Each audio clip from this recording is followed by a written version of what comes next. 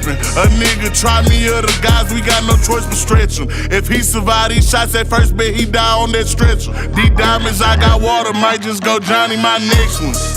Hey, this Texas tea is what I drink. Sauce Walker had us dripping, sauce having hoes in on drink. Young Nasa had us jigging, dipping, ain't know how to think. Now I got all these niggas stepping, swiping, catching plays. Hey.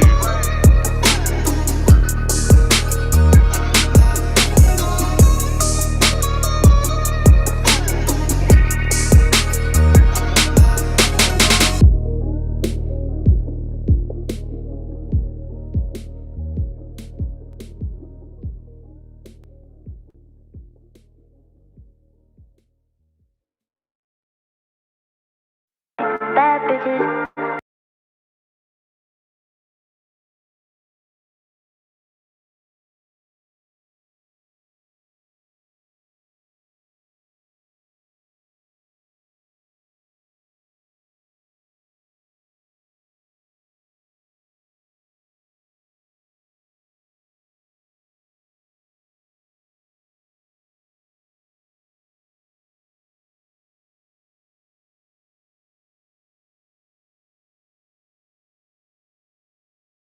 Hey, Southside did. What's going on, everybody? What's happening? What's happening? What's happening? What is up, everybody? How's everybody doing today? It's your boy Doc Holiday. We are always here, and it is HBCU tonight. It is the Juneteenth edition.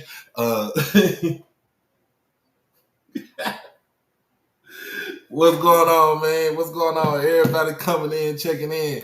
I had to start it off a little bit different tonight because it is a Texas thing. It was a Texas thing. Now it went federal. It's federal over here. So, I had to bust out with that big ass to plug straight out of Dallas, Texas. You know what I'm saying? And also had to bust up on that with that little Kiki. I had to put little Kiki up in here. You know what I'm saying? You know what I'm saying? Look, I gotta put little Kiki up in here. Little Kiki, you know what I'm saying? Texas favorite, H-Town. Well, I'm from the D, he from the H. You know how we do it. So, oh man. If you haven't done it by now, make sure that you like this stream. Make sure that you comment, share, and most of all, subscribe to the channel. Now, I'm going to let y'all know, I might be playing a couple of music up in here. So, this tonight's show ain't going to be monetized. So, you got to make up for the little loss of money that I'm going to have, or I just had to send said money over to get it shared with the actual people. But before we get into all that, man, let me go ahead and bring y'all really in. Swinging on the Cadillac, swinging on them folds and stuff like that. Be right back.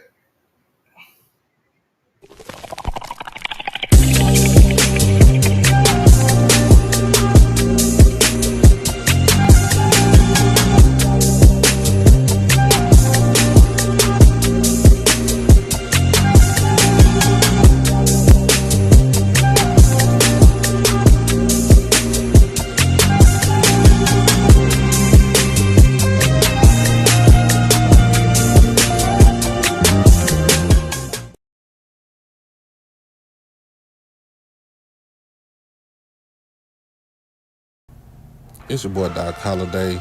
Become a subscriber on HBCU Overdrive on YouTube, and you can follow me on all social media platforms at HBCU_Overdrive on Twitter and Instagram. You can catch me on TikTok at Holiday1925 and on Facebook under my real name, David E. Smith Douglas.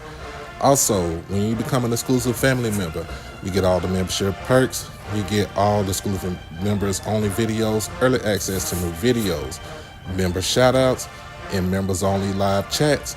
And also, you can get birthday shout outs on here and win member when you become a subscriber.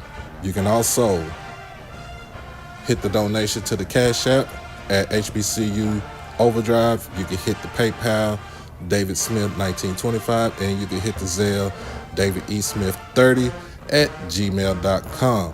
Remember, all proceeds go towards the. It's your boy Doc Holliday. We swing to the left, down I-20, and we dip. We going down there for Swag Media Day, July 16th, 2024, being hosted at the Sheraton Birmingham Hotel in downtown Birmingham. And we got all schools that's going to be represented in the house on that day. We talking about Jackson State, Valley, Alcorn, Pine Bluff, Prairie View, Texas Southern, Grambling, Southern, Bama State, A&M, Bethune-Cookman, and FAMU.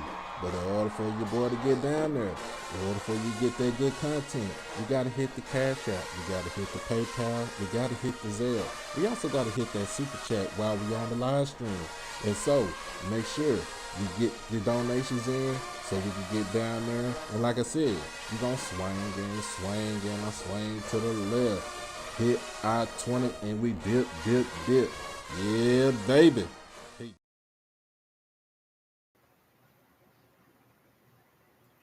What?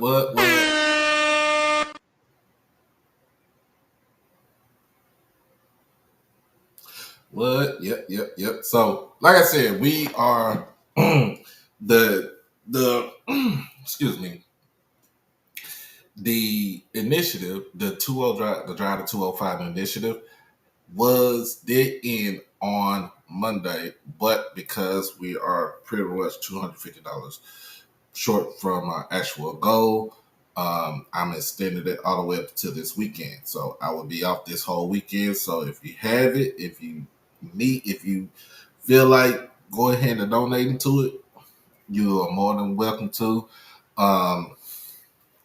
But as y'all see, I am Texas now, and I know Timona done put it in the chat talking about, is this a Texas rapper edition? Maybe. Maybe, because y'all see, I mean, you see the title. It's a Juneteenth celebration. What more, as far for me, how it goes down with me, than to celebrate it Texas style. So now don't get me up here, because I would tell you this. June 27th come, it will be a whole show dedicated to one Robert Earl Davis Jr., aka DJ Screw. But anyway, we got 33 folks that's watching right now between Twitter and YouTube. So remember, this has been simulcast on both platforms, Twitter and YouTube. So if you're on Twitter, stop by. If you're on YouTube, go ahead and pull you a chair up, kick your feet up, get you some popcorn, whatever beverage you want. I got my little Smirnoff. I'm cool. I'm off today, so I'm doing what I do best. But before we get into it,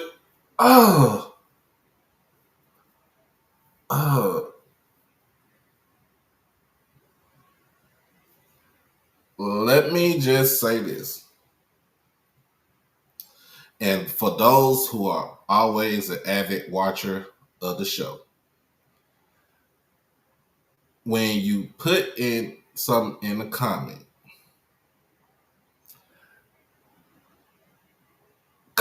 on basically the show at hand, comment on the topic at hand or what we talked about as far as on the show.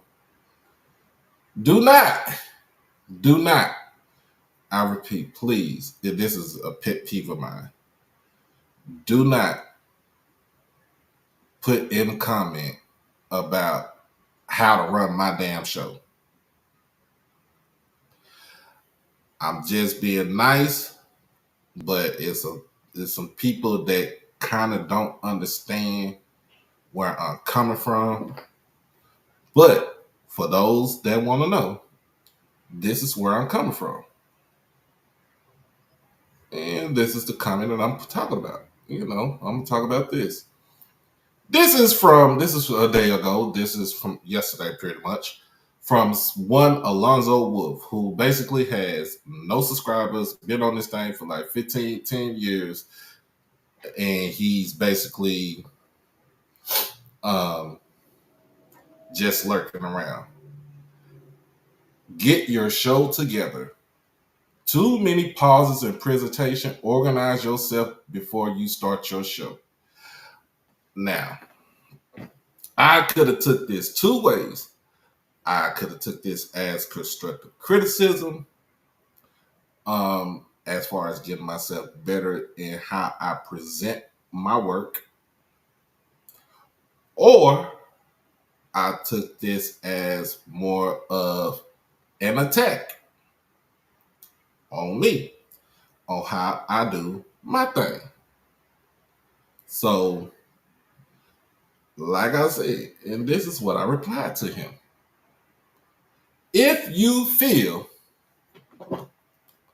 like you want a perfect show, go watch First Take. If you want an authentic experience, keep watching my show. This is nothing. We are not in the realm of this being perfect. I go off all the stuff that I talk about. I don't really go off the fly, but my opinions come from the top of my dome. It's like when I think of something, it's pretty much I'm like freestyling. But at the same time, if you want a perfect show, go watch Stephen A. Coon Smith and Shannon Sellout Sharp on First Take. Go watch that goofy ass Shady McCoy and Emmanuel I Don't Give a Damn Acho on First Things First. Go watch the plethora of people that comes on the show with Skip Bayless on Undisputed. Nothing over here is perfect.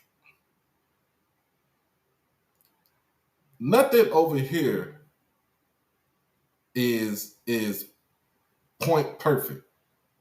I'm not saying I don't like running perfect shows. I mean, it would be good. It would be wonderful for me to run a perfect show. But I'm not everybody. I don't have a big corporation. I don't have a big network that takes me in and stuff like that and tell me how to do what I have to do. This is all organic, Mr. Alonzo Wolf.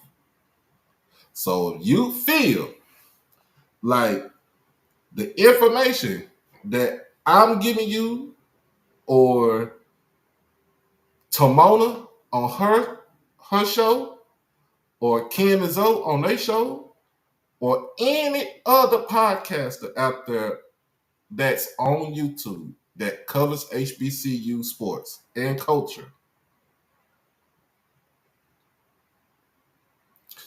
then this ain't the place for you. This is not the place for you. A podcast is nothing perfect. I watch podcasts all the time. My favorite podcast is The Pivot. And then my second favorite is The Raw Room. Because why? Most of the time, they don't follow script. They going out the dome. They going out the top of their head. But for you to come on to watch my stuff and then put it in the YouTube comment about what I need to do, brother, you could have email me or hit me up on Twitter about what I do on my show. And I would politely tell you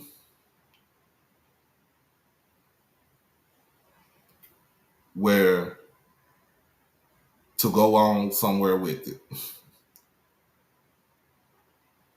Basically, I politely tell you to kiss my ass. And I'm going to run my thing the way I want to run it. Imperfect or perfect, organized or unorganized, any with the pauses, it don't matter. This is all organic. This is authentic. It's just like going to a Mexican restaurant. When you go to a let me tell you, a Mexican restaurant, an authentic Mexican restaurant, where everything they make comes from the country of Mexico. It's authentic. It's different. That's why people go to those places. But at the end of the day,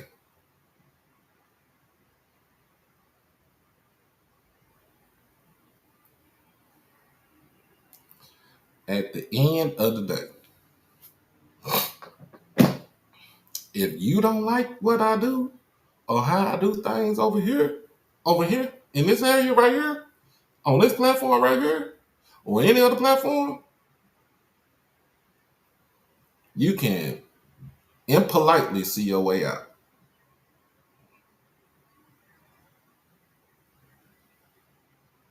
And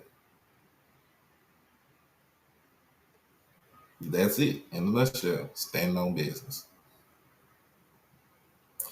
But anyway, I just had to let that out right there because it bothered me up just about that bit, a little bit, just a little bit right there, just that much right there. So, I'm just gonna go ahead and pretty much wing it. But anyway,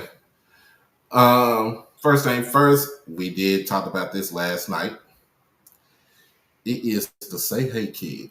Willie Mays passes away at age 93. 96. I'm thinking of something else. But we talked about a man, like I said, playing the Negro Leagues, played for the Birmingham Black Bands. He is from Birmingham, Alabama. Talking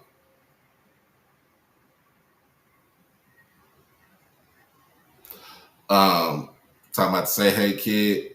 301 batting average. Look, almost 3,300 career hits. And if you add on what he did in the Negro Leagues, he would be a little bit over 3,300 on career hits.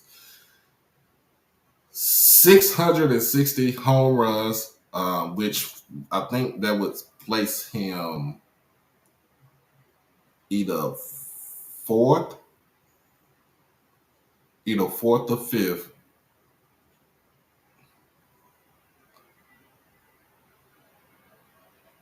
Yeah, he'll place him fourth. Place him fourth on the all-time home run list. He got passed up by his own godson, Barry Bonds. 1,909 RBIs, 339 stolen bases. One of only 4 players in Major League Baseball history to hit 50 home runs and to steal 20 bases. Somebody sent me this question: who are the 4 players who hit 50 and stole 20 in the same season? And everybody was like, Barry Bonds. I'm like, nah, Barry didn't. He was a base stealer early in his career, but later on when he just started swinging for the fences, he was more of a power. He was a power hitter, and so many teams feared him. He got on base a lot.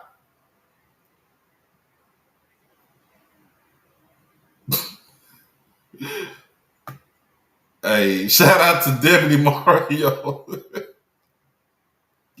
Hey, Hey, this is the type of dedication right here. Deputy Mario has been sending me $4-5 every time, almost every time, talking about getting him a Mexican happy.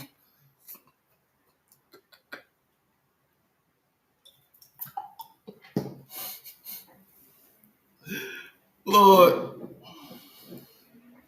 what I'm gonna do with you, man? What am I gonna do with you? Um. Also, basically, he was enshrined in the Baseball Hall of Fame in 1979. First ballot, to be exact. I mean, it didn't take him that long. We all know Mr. Ford said it perfect last night on Tomorrow Show that he only played for one baseball club in the major leagues, and that was the Giants. At first, he was, and he was with the Giants. We talking about the New York Giants, where they played at Polo Grounds in New York City, and with the San Francisco Giants, where when they moved out, I think in 1950, if I'm not 50, either 58 or 59, they moved to the Bay Area. And pretty much it was around the same. I think it was around the same time that both the Dodgers and the Giants moved to the West Coast.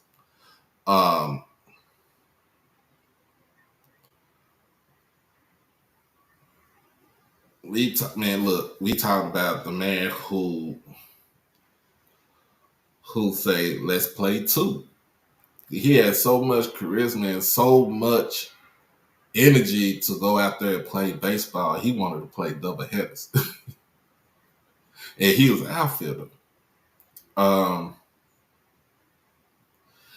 yeah. Hey, you're right. Second all time in All-Star appearances, 24 All-Star appearances, which basically is second all time to Hank Aaron, who has 25.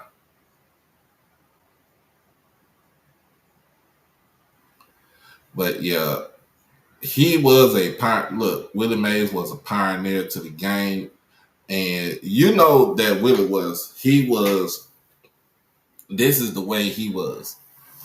During the steroid era, it was few players that came from the 50s and 60s and even the 70s that did not shy away from giving their full opinion about players who cheat the system with steroids.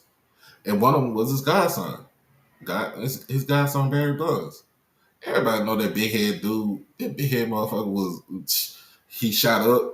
Cause you can't tell me that a player that was probably like all of 195, 200 pounds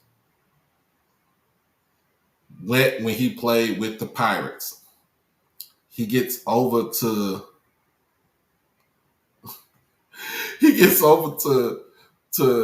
San Francisco, and he just becomes this huge black Hulk. I don't believe that. Appreciate you, T. I don't believe that. So they were very, he was one that was very adamant about steroids in baseball. That it had no right in the game. It had no right to be in the game. And for those who did use steroids, like you get the ultimate punishment. Like if baseball banned Pete Rose for betting on games, do you think they need to ban some of the players that actually played in the era that was juiced? We talking about a Mark McGwire. We talking about a Sammy Sosa, Barry Bonds, Rafael Palmeiro, Jose Canseco. Even Jose admitted that he juiced during his time playing with the A's and the Rangers and stuff. Come on, man. It's Jose. Um, those players right there that was on the juice. Do they need to be? Do they need to be excommunicated out of baseball? I think so. If you do the same, if you do the thing with if you do the same thing for Pete Rose, and Pete Rose, I mean, yeah, he betted on his team. He betted on baseball. He betted on his team, which that's Cardinal sin. But I mean, and he also apologized for what he done. Um,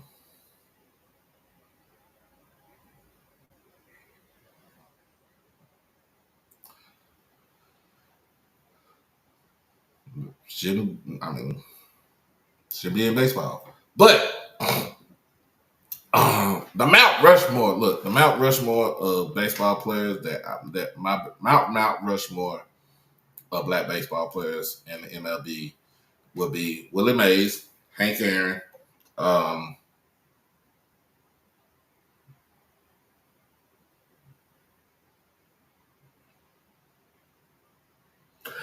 Eddie Murray is one that I actually like. Switch hitter, hit over 500 home runs.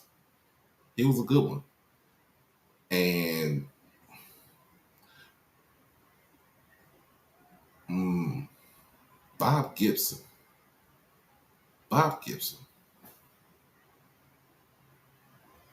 I put Satchel Paige up there. I'm gonna have to put Josh Gibson up there, but I'm talking about as far as the modern, not now, but then they call it the modern baseball era before the steroid era. Um, Willie Mays, Hank Aaron, Bob Gibson, and I said Eddie Murray, but I would go with Rod Carew.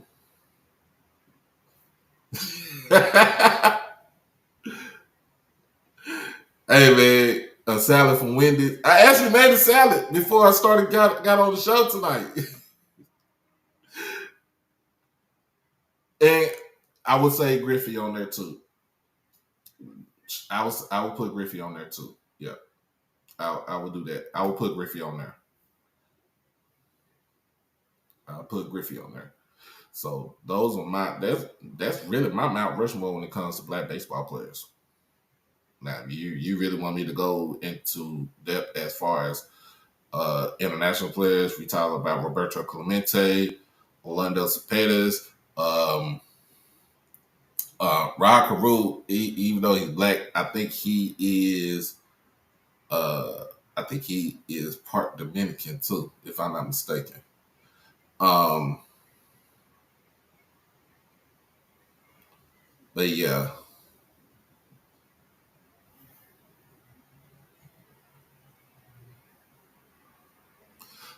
yeah, they mad, man. Them boys, super mad, man.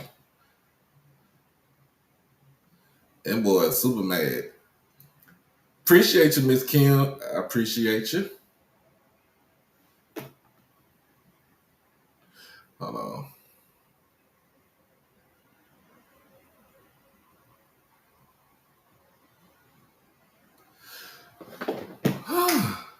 Yeah, Jock when they big mad, especially and then Jock Gibson and Satchel Paige up in there too, and a gallon of sweet tea for drinking.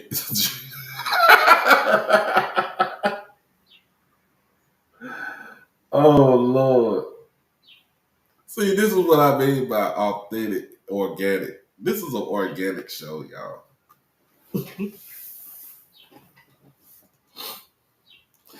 I can't put Barry up in that Mount Rushmore. Well, I can say Big Hurt was a absolute problem back in the day. Um, Another person I actually like, um, but he was a little bit controversial. Was Albert Bell. Albert Bell, when his Cleveland Indian days was man. I would put Gary Sheffield up there too.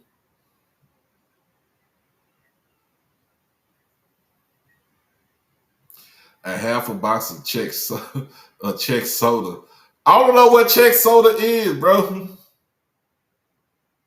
That must be a Florida thing right there, because I don't know nothing about that.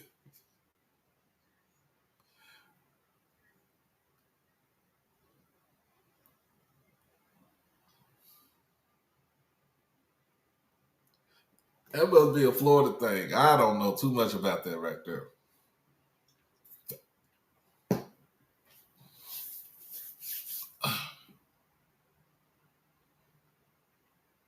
You said Win Dixie?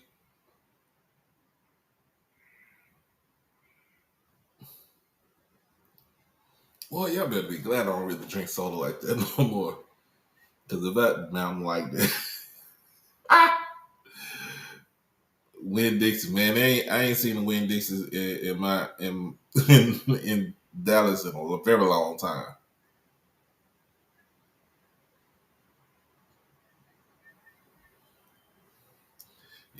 Hey,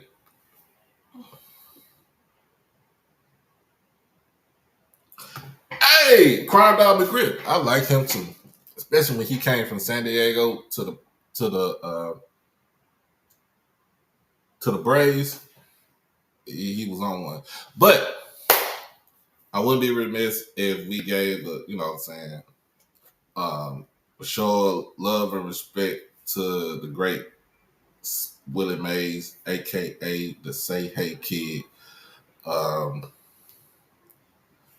give a moment of silence, and then we back to our next part of our program.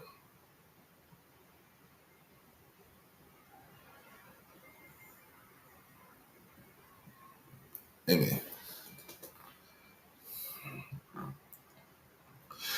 All right, so we get on to that. I want to ask about this. I want to ask y'all opinion about this. And I need somebody to come up here and join me on this panel so we can talk about this, and we can talk about Juneteenth coming up. Our Juneteenth celebration. So I really want somebody to come up here and let me know, what do y'all think about this?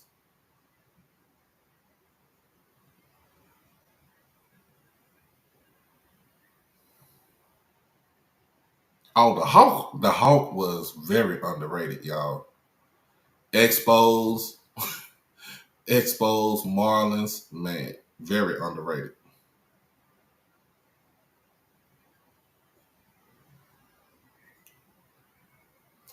Man, you act like I'm back in the 50s. I need a green book.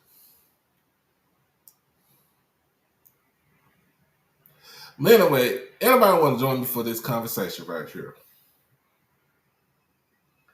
Why in the blue hell do recruits be lying about their commitments?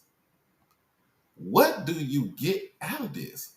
And I'm asking for the folks in the back.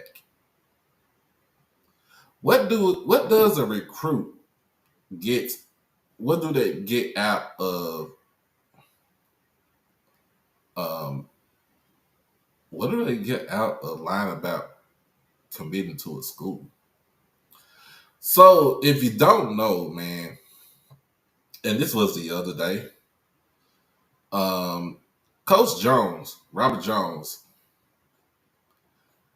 and y'all know Coach Jones, Norfolk State men's basketball, uh, cool brother, man. From y'all know he from New York City, so he got, it's the Brooklyn in him. Um, but I be wanting to know, what do y'all think what do recruits think when they put stuff on Twitter, not knowing that there are eyes that are watching, especially on Twitter, and on Instagram. So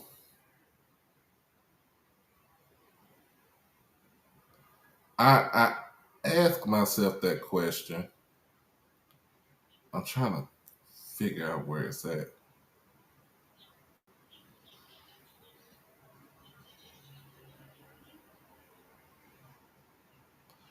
What do y'all what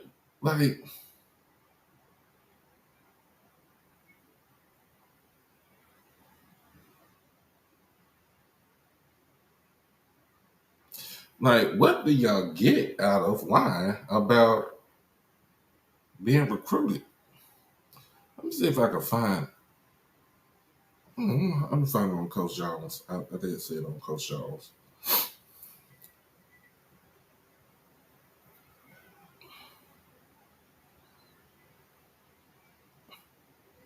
So this is coming from Coach Jones.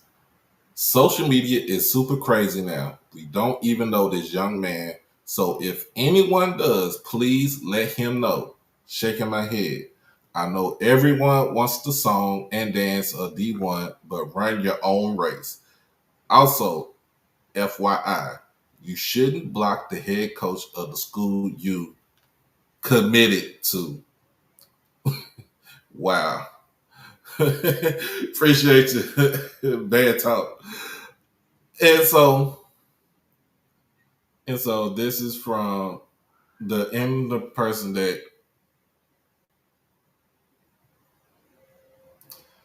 Antoine Silvers Jr. I don't know where you from, son. Let me see if I can find this kid right here.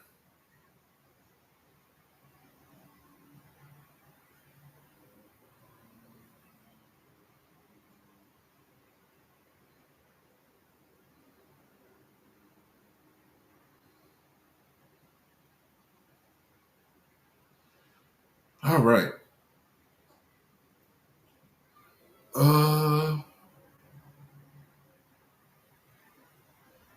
Okay.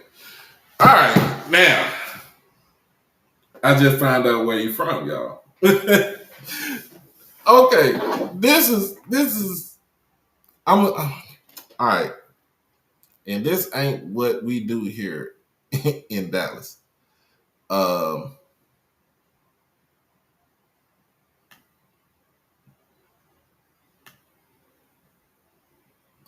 so Mr. Antoine Silvers Jr. is a 6'6", he's a combo.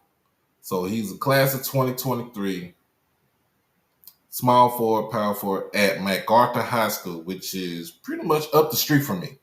Irving MacArthur High School. He is, if I'm not mistaken,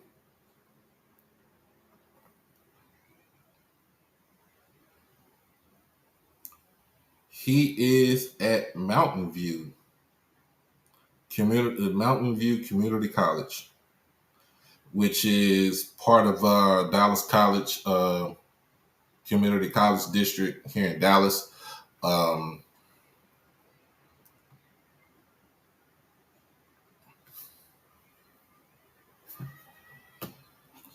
We know the Hawk went to FAMU. No, that's Vince Coleman. I'm sorry.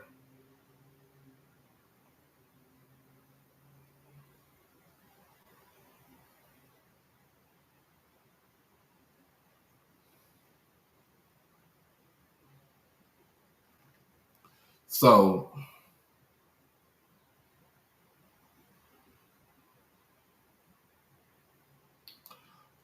okay. Now, this is what I got. Hold on, before y'all go into it, let me get up on the Twitter. So this is what I got.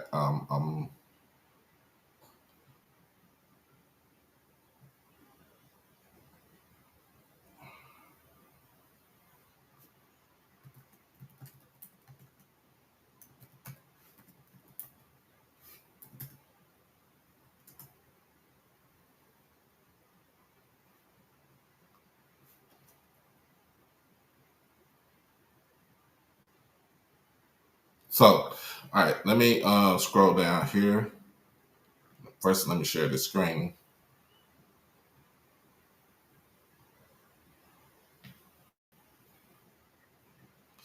All right, so this is said. This is the recruit I'm talking about, Antoine Silvers Jr. Um, Now I just seen something on here that kind of raises my eyebrows. Um, Let me share it.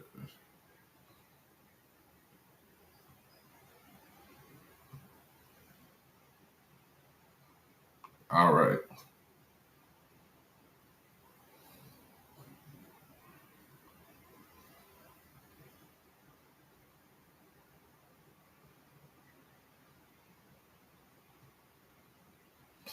All right, so this is Antoine Silvers Jr. Like I said, he's from here out of Dallas, MacArthur High School, Irving, Texas. He is a Mountain View men's basketball commit, so he's at Mountain View right now, which is also in Dallas. So now the first thing I kind of want to go to where Coach Jones said his remark. Second thing I want to say is look at this. So, my name is Ty. I trolled Antoine as a joke by posing as college coaches over a situation that me and him got into it about a while back. I didn't mean for any harm, shamefulness, or hate to get thrown towards him. It was simply a joke. Y'all can leave alone. I troll him for all his offers. Remember, everything comes back around. Twan. Um, on that note, buddy, uh, I'm gonna be honest with you, bruh. You need a new partner because if that was my partner, me and him would be scrapping right now.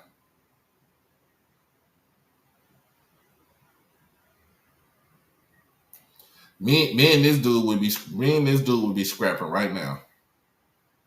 And then you block the coach, not knowing that he's gonna have screenshots for it. He's gonna have screenshots for days on this shit.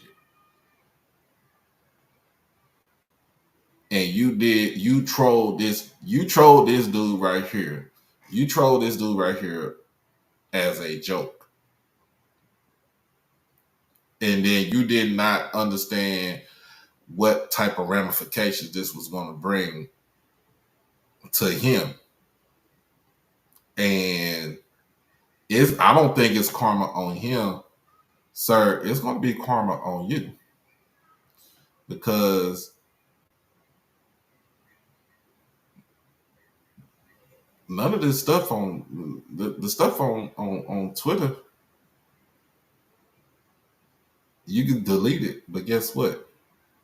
It's going to be there always.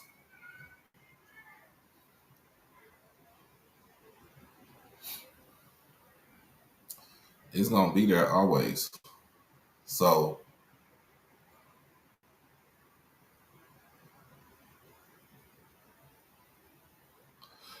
um, that's just crazy. That's crazy. That is crazy right there. If I'm Antoine, I'm whooping his ass. I'm be honest with you. I'm dead on. I'm dead on squaring up with him. But I don't know. That's something that I can't rock with right there. Look. I would be on one. So let's take a quick commercial break.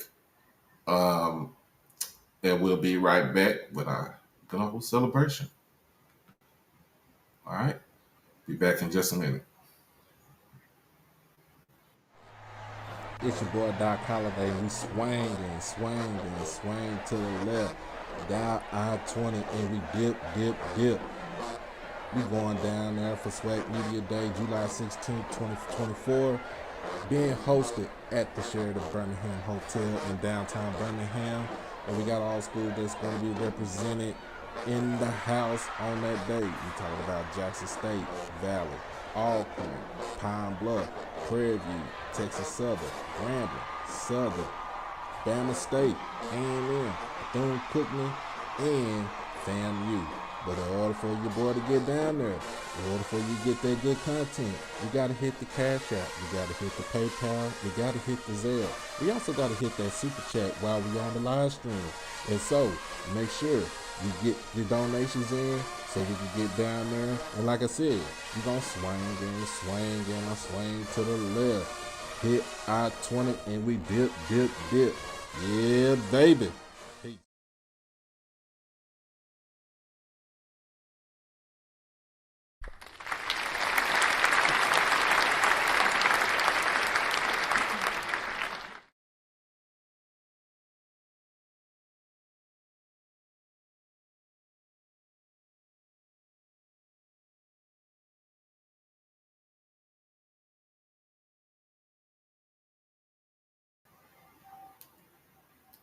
Anyway, first of all, give it up for Prairie View, the Marching Storm, with that rendition of Swang right there. Let me go ahead and give them another round of applause right there.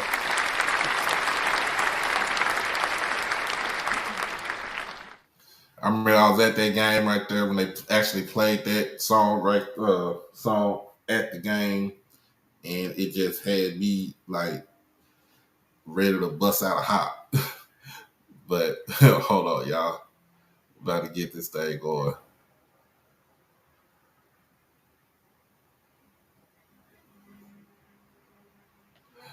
All right, man. Look. Welcome.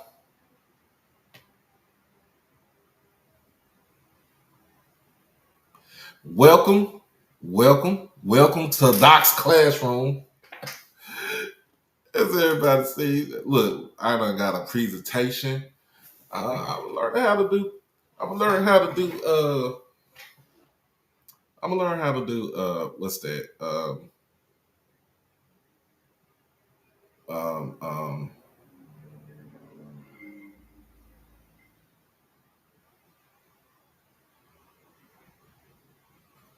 I'm gonna learn how to do.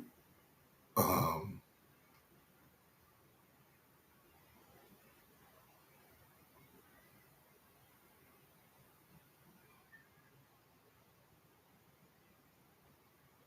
I like this one. How to do basically on Canva. That's what I meant to say. I meant to say that. So y'all have to excuse me right now. But if you can see the presentation, raise your hand. If you can see the presentation, raise your hand. Let's see what else we got up in here. Yes, we going to class. We are going to class. All right. All right. So look, man, it's our Juneteenth celebrate. It's Juneteenth today, June 19th. We all know where this is coming from. And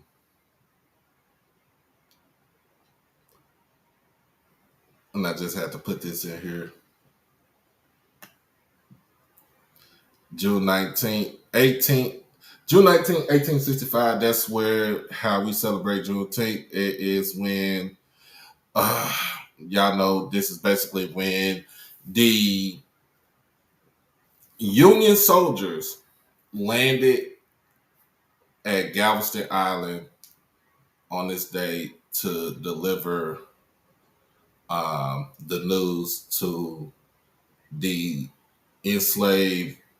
our enslaved ancestors of the state of Texas that they were considered free.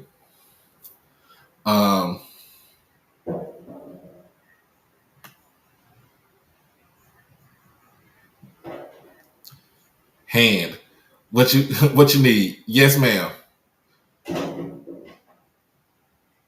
What in the? Yes, ma'am. Yes, ma'am. Tamona, yes. Do you want to join the? Did you want to join the chat?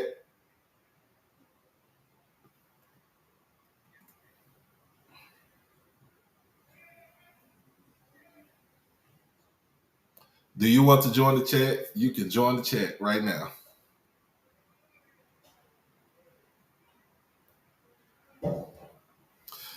And for all my brothers, all my brothers that's shining, that's to the east, my brother, to the east.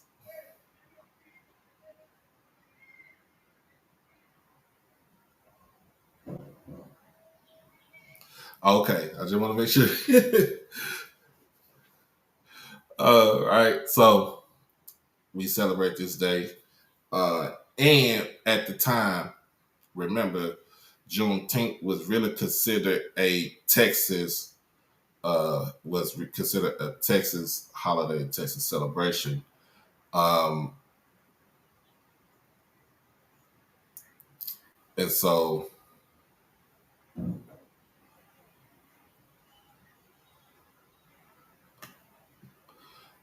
we get on here. What is Juneteenth? Juneteenth is a federal holiday that's celebrated on June 19th. It is a portmanteau of the words June and 19th, so that makes up the words Juneteenth. Um,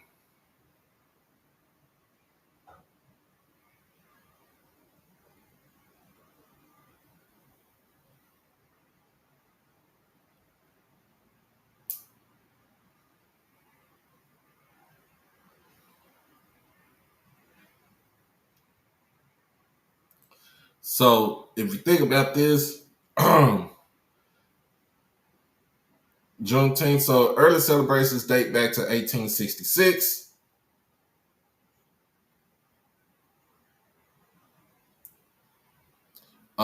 At first involving church-centered community gatherings in Texas, they spread across the South amongst newly freed African American slaves and their descendants and became more commercialized in the 1920s and 1930s, often centering on a food festival.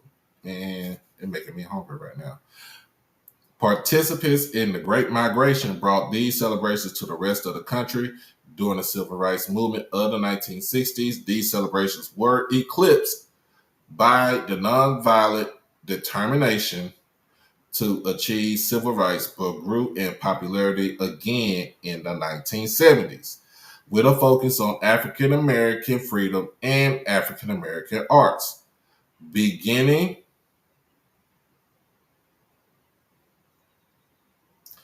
Beginning with Texas by proclamation in 1938 and by legislation in 1979, every U.S. state and the District of Columbia has formally recognized the holiday in some way. Juneteenth, this is interesting. I never did think about this. Juneteenth is also celebrated by the Muskogees, descendants of Black Seminoles who escaped from slavery in 1852 and settled in Coahuila, Mexico. So that, that some things you learn about. Now, who is General Gordon Granger? That's what we want to talk about. Let's get into that. General Gordon Granger. He was the man in charge. He was the man in charge to bring in. So, as it was on June 19, 1865, when Major General Gordon Granger ordered the final enforcement of the Emancipation Proclamation in Texas at the end of the American Civil War. Although this date commemorates enslaved people learning of their freedom under the Emancipation Proclamation, this only applied to former Confederate states. There remained legally enslaved people in states that never seceded from the Union. These people did not gain their freedom until the ratification of the 13th Amendment to the U.S. Constitution on December the 6th, 1865. And that lets you know the 13th Amendment basically you all it basically said it abolished slavery except for imprisonment. That's what happened right there.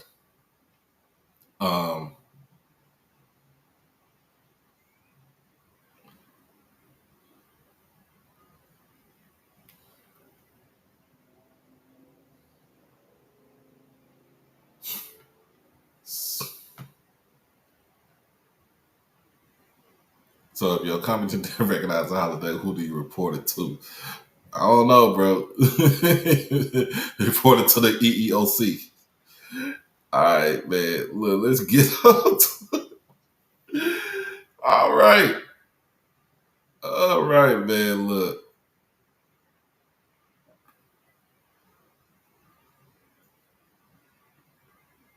All right, man. So General Order Number 3. On the morning of June 19, 1865, Union Major General Gordon Granger arrived on the island of Galveston to take command of the more than 2,000 federal troops recently landed in the Department of Texas to enforce the emancipation of its enslaved population and oversee Reconstruction, nullifying all laws passed within Texas during the war by Confederate lawmakers. The order informed all Texans that, in accordance with a proclamation from the executive of the United States, all enslaved people were free. So that is what General Order Number 3 is. And remember, y'all remember, Lincoln said that the war was over. Lincoln said that the war was over in 1863. Remember, they said war was over in 1863. That's when he wrote the proclamation. But also remember this, he was assassinated in that same year. He was assassinated in that same year. So most of the people that's here, especially in my state of Texas, did not know where, we didn't know that we were free. What up, Mr. Willie? So pretty much by the Major General Granger coming to Texas and delivering the proclamation, delivering the order on the island of Galveston that all enslaved people in the state of Texas were free. So that is what we have right there. And this is my last one. Now, I want people to see this. I want people to understand this. Who is Opal Lee? And who is Opal Lee? Opal Lee. She born the day before my birthday. Born October 7th, 1926, is an American retired teacher, counselor, and activist in the movement to make Juneteenth a federally recognized holiday. She is often described as the grandmother of Juneteenth. When 1865, you're right, I'm tripping. I need to catch up on my reading. Thank you, Blue. I need to catch up on my reading. But she is often she is basically described as the woman who helped champion the Juneteenth holiday, state holiday, to be recognized as a federal holiday.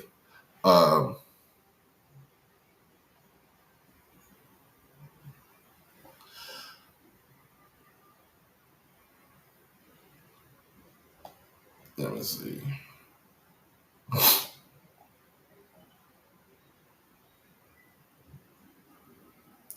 So, and this is some things that I didn't know about her. She was born in Marshall, Texas. Um, she got her education. She got her Bachelor's of Arts from Wiley College. Now it's Wiley University. And she got her Master's of Arts at North Texas State University, which is now the University of North Texas. Um,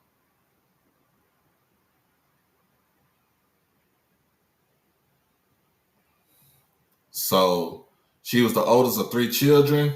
Her paternal great grandmother was born into slavery in Louisiana. When she was 10 years old, she moved with her family to Fort Worth, Texas. Uh, the Flakes, that was her birth name. Later moved to the 7th Ward of Fort Worth, and also known as Uh, Terrell Heights. So, remember the house? I was telling you about the house that they lost, um, and an organization came through and bought the land and rebuilt the house the way that it was before it was taken away. So her parents bought a house on the 900 block of East Annie Street. Then it was a mostly white area. On June 19th, 1939, 500 white rioters vandalized and burned down their home. Lee was 12 years old at the time. Recalling it years later, she said, "The fact that it happened on the 19th day of June has spurred me to make people understand that Juneteenth is not just a festival." She attended I.M. Terrell High School. That was the black high school in Fort Worth, where she graduated in 1943 at the age of 16. That's something to know. She had got married. She had 4 children, and then this is from her first marriage. She did later divorce 5 years later. So again, like I said, in 1952, she graduated from Wiley College in Marshall, receiving her bachelor's degree in elementary education. She taught at Amanda McCoy Elementary for 15 years, working nights at Convair to support her children. In 1967, she married Dale Lee when she was a teacher at McCoy Elementary School, and he was the principal at Morningside Elementary.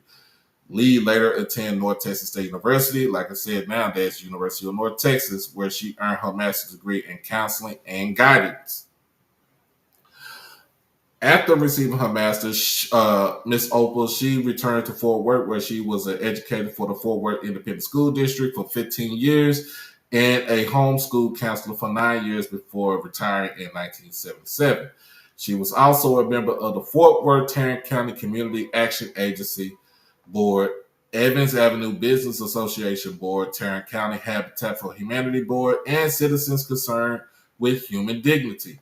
She currently serves on the Unity Unlimited Incorporated Board right now. She is a member of Zeta Phi Beta, and she, on May 14th of last year, 2023, Miss Opal received an honorary doctorate degree from the University of North Texas. On May 11th this year, last month of 2024, she received an honorary doctorate degree from Southern Methodist University in Dallas, Texas.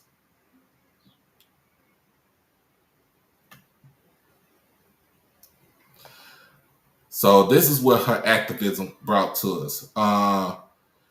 Following her retirement from teaching in 1976, Lee became involved in Fort Worth community causes. Lee helped found the Tarrant County Black Historical and Genealogical Society alongside civil rights activist Lenora Roller. She helped organize Fort Worth's annual Juneteenth celebration. Lee helped campaign for Ann Richards, God rest her soul, Texas gubernatorial candidate, and presidential candidate Barack Obama. During the 1980s, Lee originated a tradition of bringing Fort Worth city leaders on an annual bus tour through economically depressed areas of Fort Worth, pointing out landmarks important to Fort Worth's minority communities. A nonprofit organization, Unity Unlimited Incorporated, has been in operation since 1994 and was officially incorporated in 2000. Man, she's been going strong with that corporation, that organization for 30 years.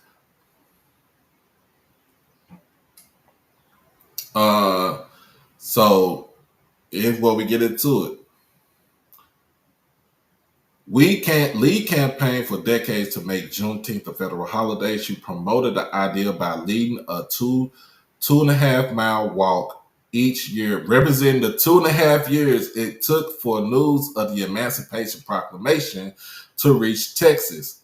At the age of 89, she conducted a symbolic walk from Fort Worth, from which she departed in September of 2016, to Washington, D.C., where she arrived in January of 2017. I think I remember that story right there, too.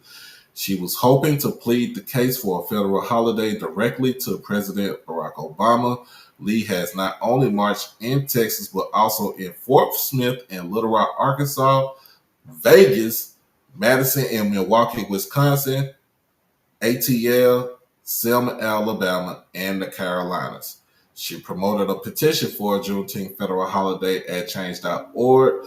The petition received 1.6 million signatures. She said it's going to be a national holiday. I have no doubt about it. My point is, let's make it a holiday in my lifetime. And guess what? She is still living. In fact, she had her walk this morning, started at 9 o'clock this morning. I didn't get a chance to get up there this morning because I was working on this. In June 2021, at the age of 94, her efforts succeeded as a bill to make Juneteenth a federal holiday was passed by Congress and signed into law by President Joe Biden. She was an honored guest at the bill signing ceremony, receiving the first of many pens Biden used to sign the document. As she sat in the front row, she received a standing ovation, and Biden got down on one knee to greet her.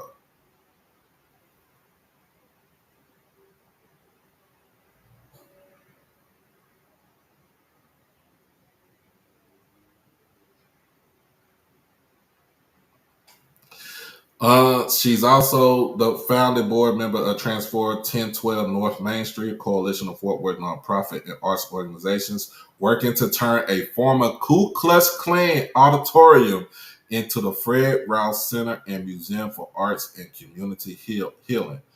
Rouse, a black man, was lynched by a Fort Worth mob in 1921. Transform 1012 North Main Street was formed in 2019 and announced the acquisition of the building in January of 2022.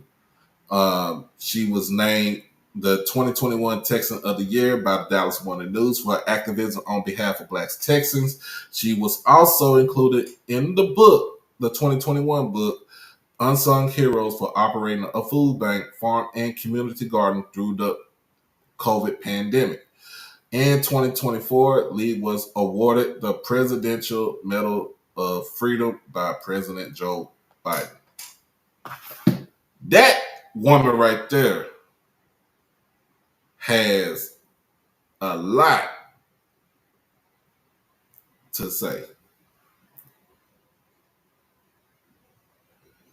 That woman right there has a lot to say. And let me go ahead and get back up here to the regular.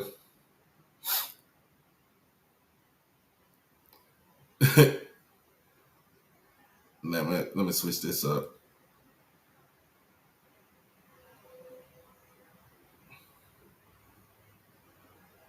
All right. All right, now Blue Nightingale, she done had to correct me on some things. Well, I'm just going off the top of my dome, okay? But I appreciate her for letting me know. Now, mind you, the slave owners in Texas kept claiming they needed the slaves to harvest their crops and would let them go after that year. It took 2 years for the law to come and enforce it. Whew.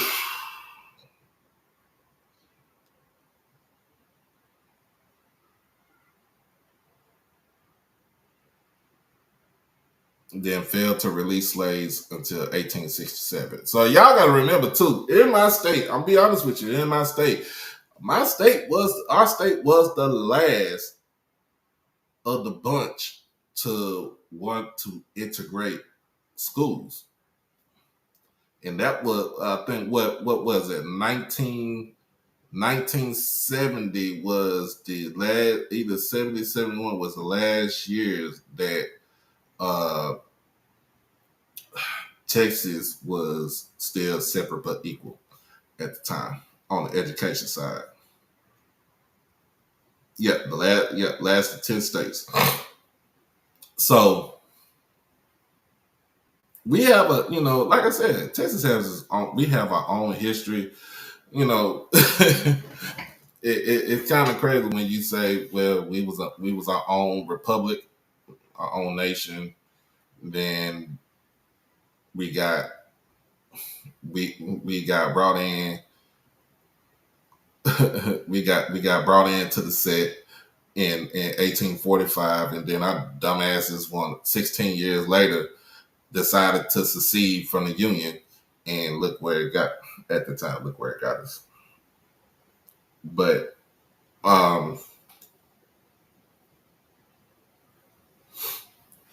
that's telling me to stand up. I ain't standing up.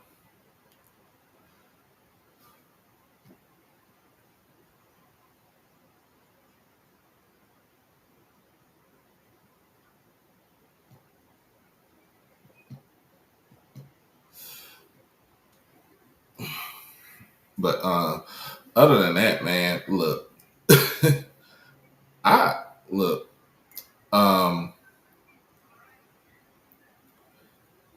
y'all know when it comes down to actually wanting something to be done, it's gonna take years and years and years and years and years for the government to move their feet. And this should have been done a long time ago. When you can commemorate the July as a way of seceding yourself from the British, how about you give us our holiday? Even though you did it, it was too damn long, too damn long at the time, a long ago, where you could have gave us our holiday. Could have gave us our holiday a long time ago. But when it comes down to it, when it comes down for Black people, the government feet moves slower than molasses. And y'all know it took a minute for the United States to recognize Martin Luther King Day. And the last state to even recognize it was Arizona. They really didn't care. They lost a lot. They lost a lot of money because of the stance that they took.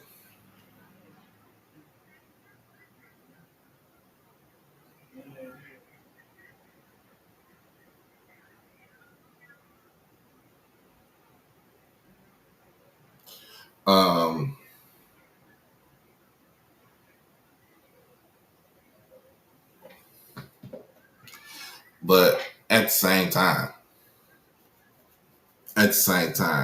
we got our holiday, and let's celebrate our holiday as Black people. Let's celebrate our holiday like the white folks celebrate their holiday on July 4th. Do I recognize July 4th as my holiday? I really don't. At first I did when I was younger, but when you start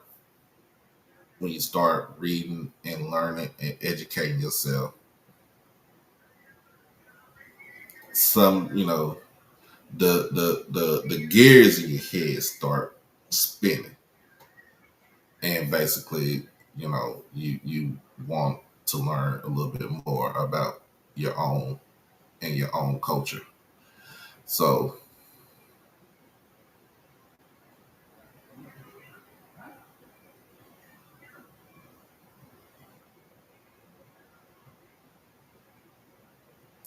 I don't know, bro. I don't know. That's a question that need answers. I don't know. I did have one more thing on here that I wanted to talk about, and I'll be remiss if I didn't talk about it. Um, uh, is there a possible HBCU merger? Um, just asking questions.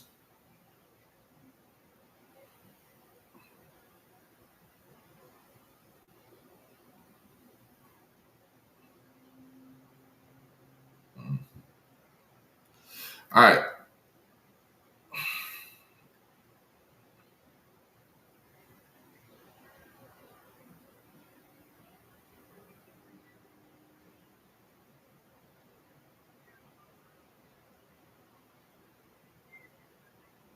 I didn't know I could do that. Anyway, the Raleigh downtown developers seek HBCU merger with St. Augustine University and Shaw University, says the trustee. This is coming from got this story right here from HBCU Game Day. All right, I'm about to drop the link. So we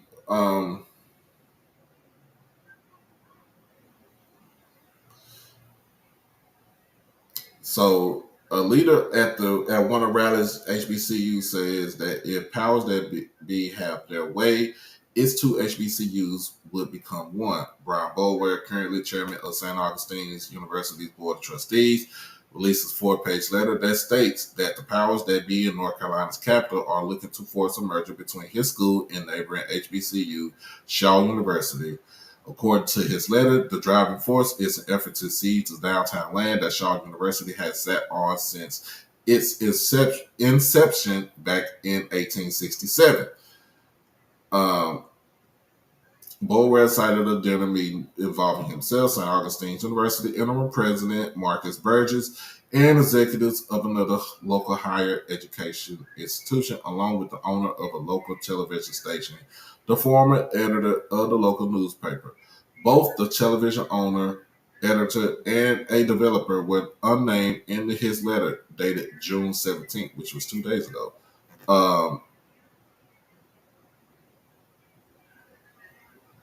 Let's get to the bottom of this. The television station owner said, according to the document, Raleigh doesn't need two black universities. We need the two of them to merge. I don't care what you call it. However, we need them both on SAU's property because we need downtown land to expand the development footprint.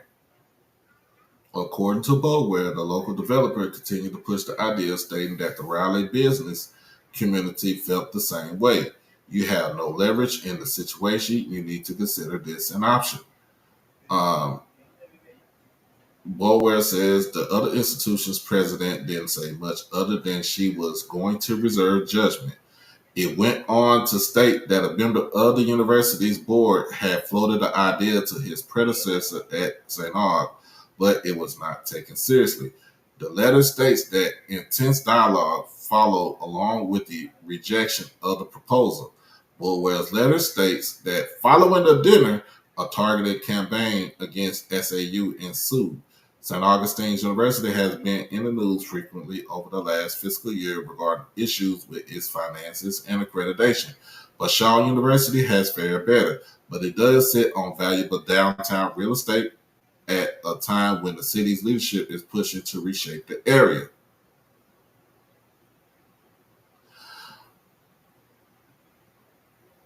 This is say earlier this year, Downtown Raleigh Alliance brought a plan to revitalize the growing city's downtown to city leaders. Shaw sits on around 30 acres of downtown real estate, but not for long if you believe Boulware's count.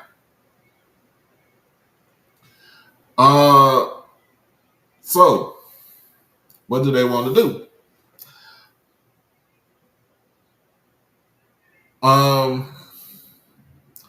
Well, why are downtown developers? Why are they decision makers.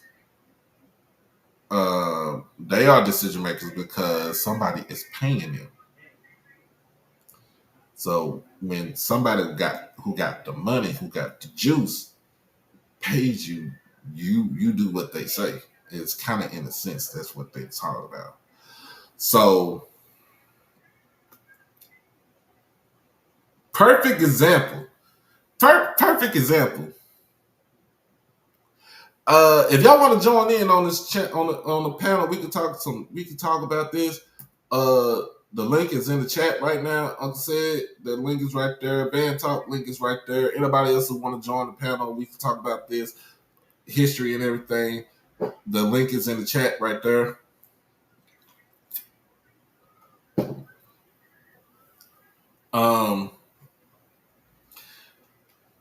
Let me give you an example.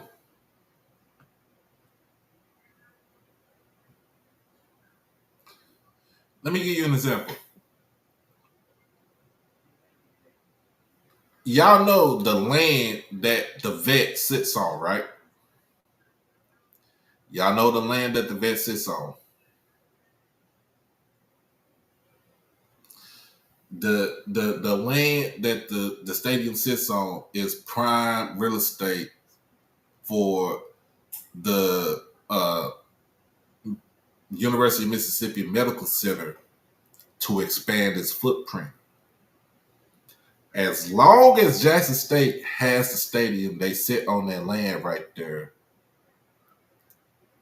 UMC can't do nothing about it.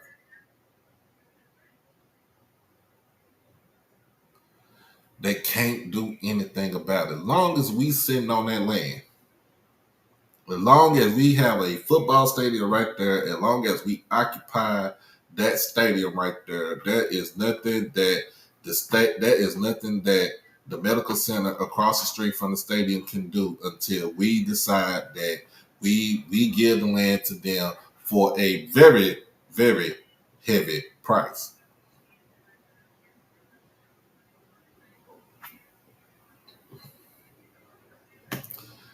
And there you go. It's North Carolina State. They're the only other state. They're the state institution inside of Raleigh. Your other two schools are private schools through the church.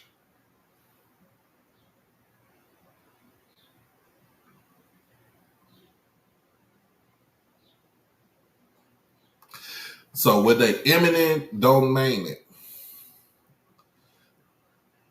I don't know if they would eminent domain. But at the same time, as long as Charles University is in operations and they are in good standing with their finances, they're not going nowhere. They ain't going nowhere. If I ask Josh right now, my boy Josh Sims, about Shaw and St. Aug combining,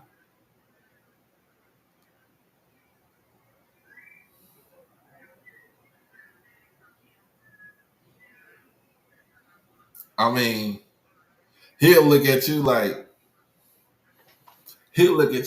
ain't happening. That is not happening. He'll tell you not on my watch. He would literally tell you that.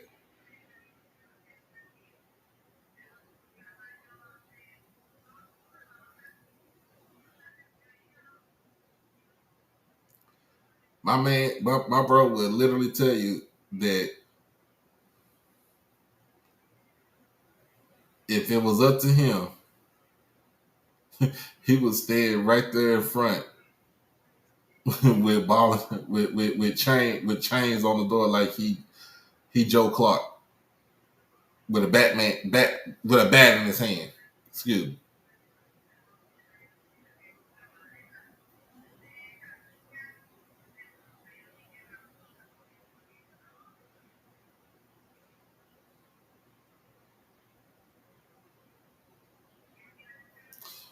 It's another interesting question. Name a HBCU school that merged with another HBCU school before. The only one I would think is Clark Atlanta. Yeah, Clark University and Atlanta College. No, Clark College, Atlanta University. I think they merged in 1988.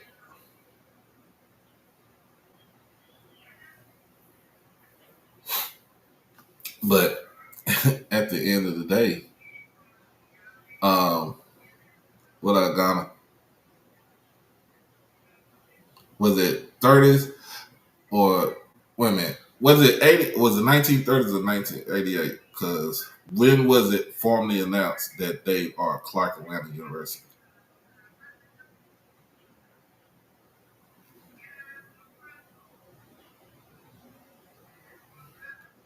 But on the real, I do not see Shaw or St. Aug combining. I don't see them merging. In fact, I think one school is through the Episcopal Church, and if I'm not mistaken, let me see, Shaw University. I'm about to look it up.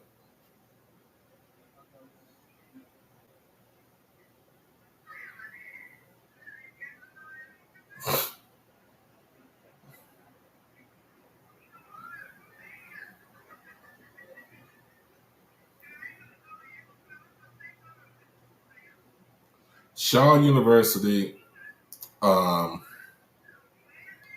is through the American Baptist churches. St. Aug is through the Episcopal Church.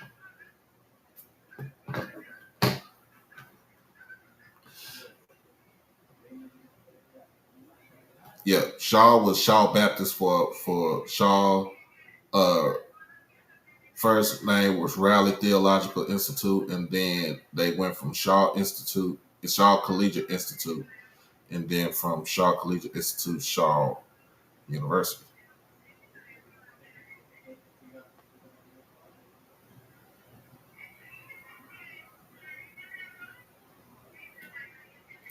Do you think they would try to destroy them through sports scholarships to people who would never play to decrease the enrollment and try to then start them out by luring the brightest and best away? Well, with St. Aug's situation, they had their accreditation revoked. Um,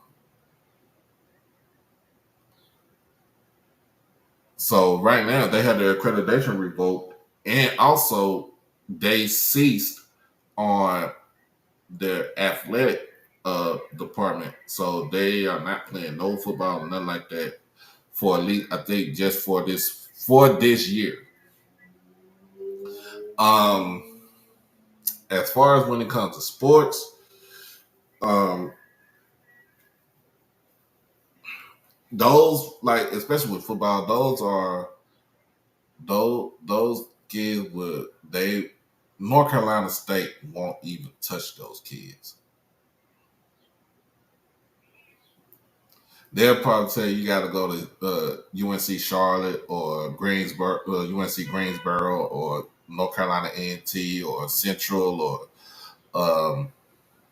Winston Salem, Fayetteville State. They'll try to keep you within that. I think they'll try to keep them within that system. But North Carolina State, Duke, UNC, and Wake Forest, they won't even let them sniff.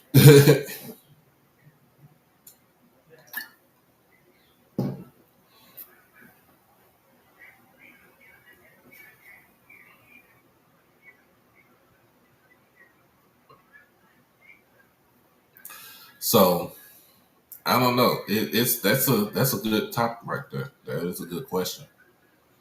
Um,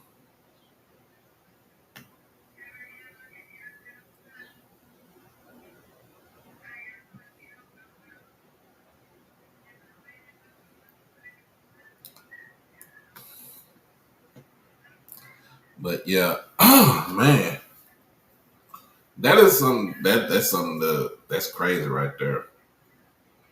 That's something that I thought I would never even see on this day. That um,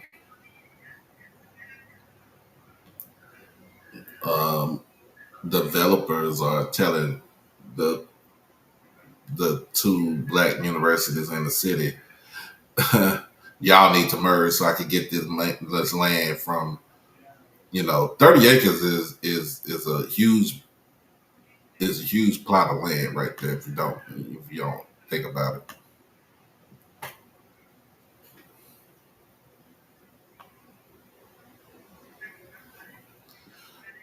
30 acres of land is a huge plot right there.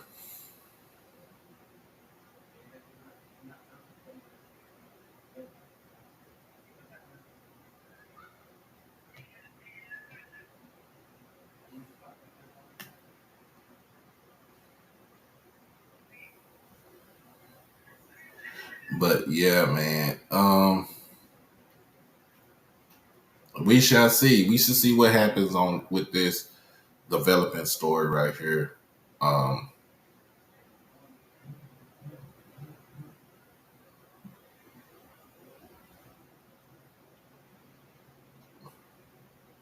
but other than that, y'all. Other than that, I pretty much don't have too much anything else to talk about. But other than that, that is Juneteenth. And for us, you know how we like to do, we like to turn up. We like to turn up. So, like I said, this ain't gonna be monetized. So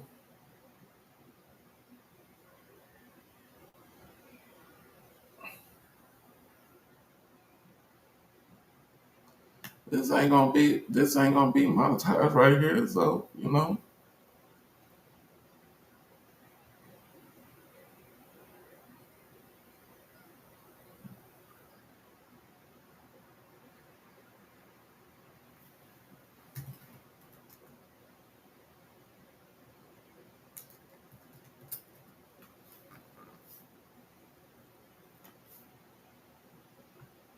but other than that, I think I got something, you know.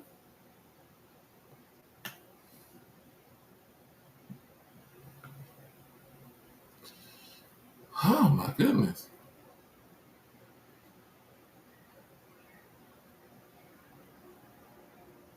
Yeah, they won't murder talk about the importance of sticking together in our culture. Your thoughts? Oh man, with our culture, man, we do gotta stick together. There's a lot of people out there that want to be us,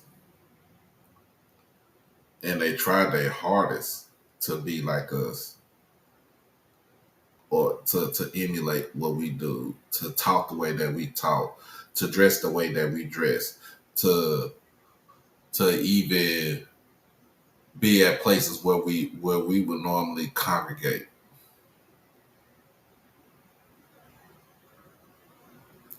I mean, I don't know, it's something that you can say. I mean, they can't they can't be us, they can't emulate us. We have our own swag, we have our own way of style, we have our own way of thinking. Um,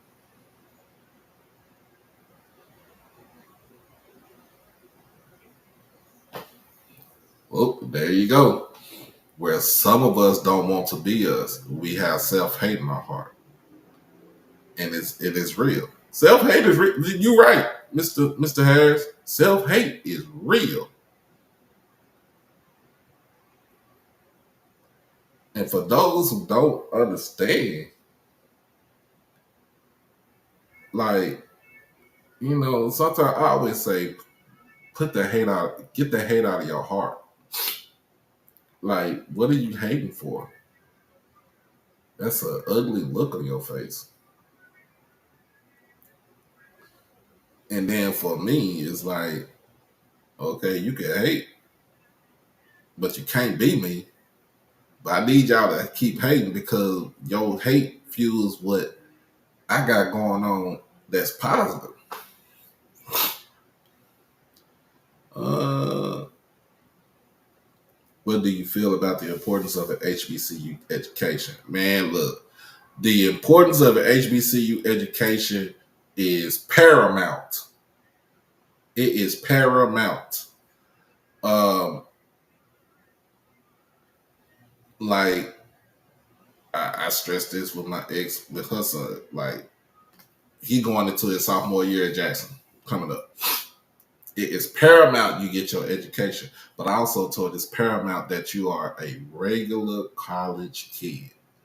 Go out there and have fun. Go to a couple of parties and stuff like that. Don't overdo it. Remember, you still there to get you still there to get your education first. And the same thing with my niece that's at Prairie View, who's going into her sophomore year. Actually, from what I heard, she almost to a junior year because she took dual credit in high school. Um,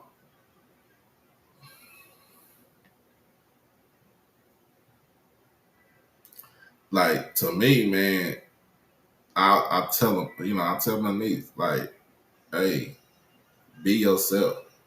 And then my other niece, I've been trying to get her to go to Jackson, but she said she got Tulane and LSU looking at her as far as on the educational side. And I told her this. I said Tulane is a private institution on the lakefront area of New Orleans. I don't know how much the Tulane's tuition is probably going to be up there, probably like 2 times more than what you would pay if you went to a Jackson State or you went to a Grambling or you went to a Southern or something like that. And then I told her with LSU, I was like, LSU, honey, I'm telling you, it's over 30-some thousand students that's at LSU. You are going to be a blip on the radar. I would rather for you to go to a school to get a good education and they treat you as a person and instead of a number.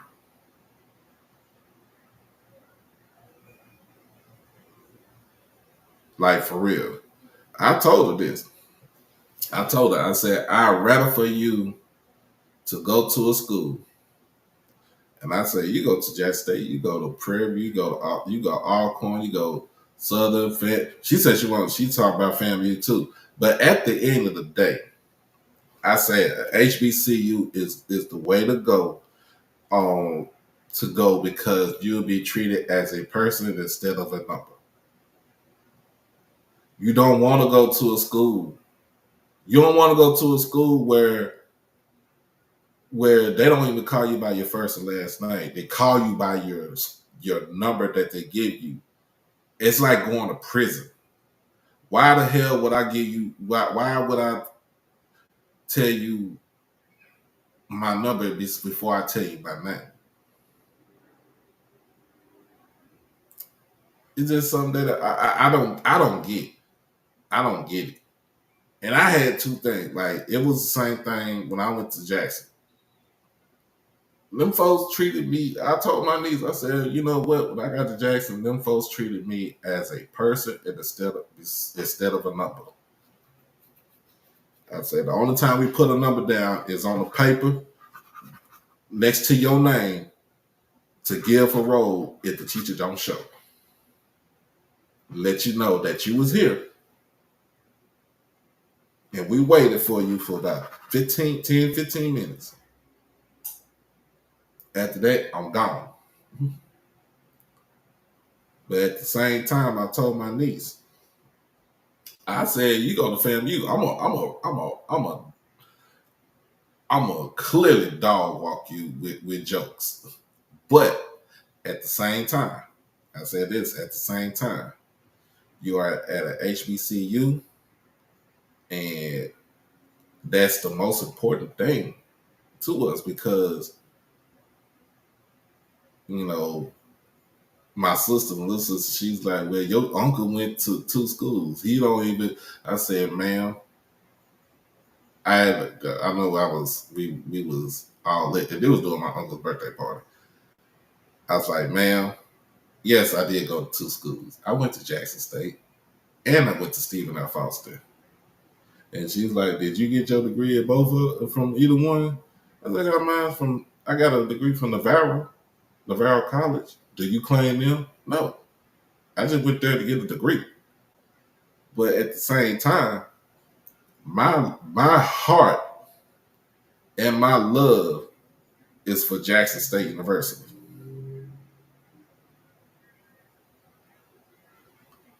My heart and my love is for Jackson State University. I went to Stephen F. Austin off of pure getting out of a murky situation. If she go to a media school, shoot, it don't matter to me. If she's at an HBCU, that's the best thing about it. I got a nephew that's at Clark Atlanta. It's an HBCU. I had a cousin that went to Howard. My other cousin's in Chicago. She went to FAMU. We got plenty of cousins that went to Texas Southern. A few of us went to some went to Jarvis, others went to Paul Quinn, Bishop College, Wiley, Grambling, Southern, Alcorn, Valley.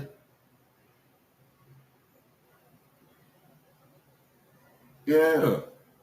I have people in my family everywhere.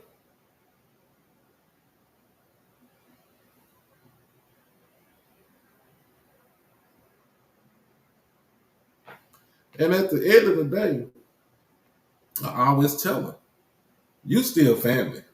You still family. I'm just going to talk bad about you. I'm going to talk bad about your school on my podcast. But I said, you still family. And I just want her to understand. I just want her to understand the significance, the importance of HBCU education. Because you gotta, to me, when you go to that PWI, you gotta work as a black man or a black woman, young black man, young black woman. You gotta work 10 times, 100 times more than your counterpart.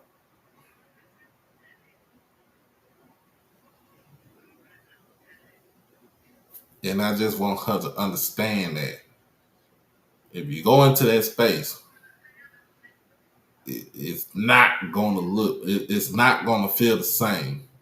And especially if you go into a space where you have not been in the space, because your whole time being in elementary, middle school, and high school, you have been around minorities.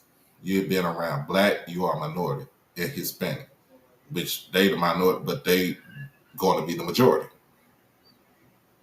What's going to happen when you go to that PWI?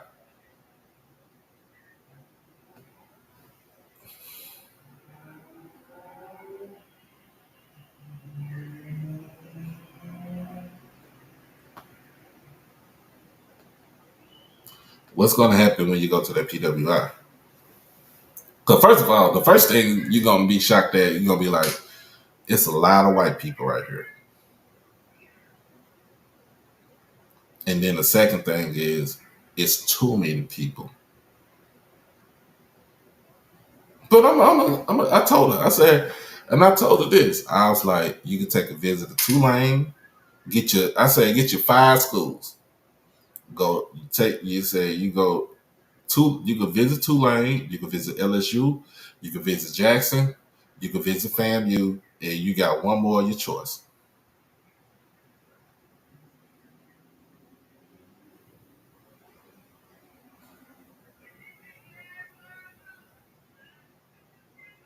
So That's what I told her that she could do, and that would help ease the it would help ease the decision making. And one thing she said, the reason she's like, well, I don't know about Jackson because I got word from somebody that was at that went to Jackson State that it ain't all that cracked up to be. I said, well, ma'am, you cannot take the word from somebody that has their own experience. You have to go out there and experience it yourself. And it was the same thing with my ex, with her son. I could tell you everything that I did under the sun here in Jackson. But it is not for me to give you my experience. It is for me to bring you here and listen from other folks besides myself and get the experience on your own.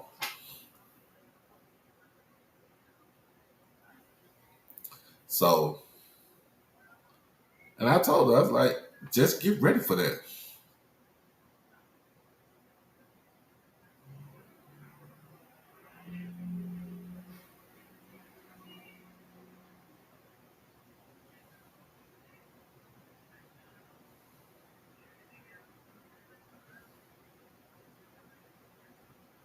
I told her, just get ready for that. If you decide to go the way that you want to go, just get ready for it because it's always going to come with some sort of ramification. But at the end of the day,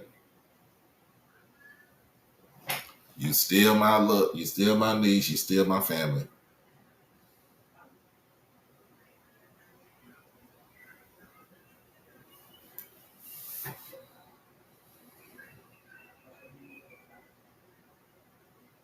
Oh, she gonna be either one gonna be in the shock for their life. But guess what though? She just gonna focus on her senior year.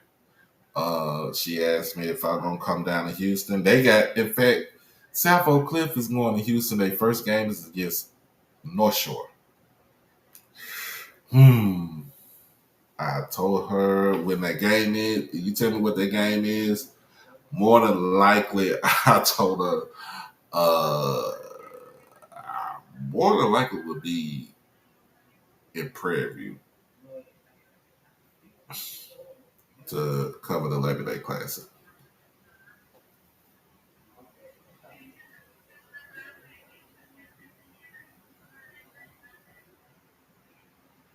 But other than that,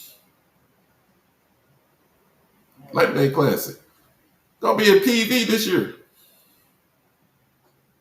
Oh, and that was, oh, you said the game location. It's gonna be in Houston. It's gonna be on that east side. Y'all, you know about it. It's gonna be on the east side of Houston.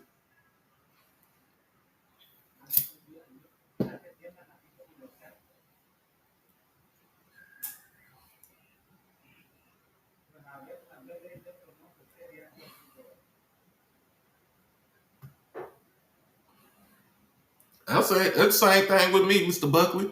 I've been to both. I went to Jackson State and then Stephen F. Foster. When I was at Stephen F. Foster, I felt, in a sense, I didn't feel no type of love. And then the people that I hung out with, even though some of my friends, it was like they were trying to get that experience of being at an HBCU, but they really, you cannot. That's an experience you can't replicate.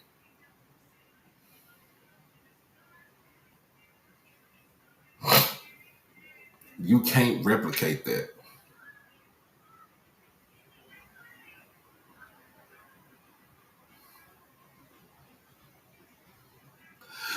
I don't know what's going on with Tony Evans' shoes. That's Oak Cliff Bible Fellowship. I don't know what's going on with that man right there. Hey, it's his world.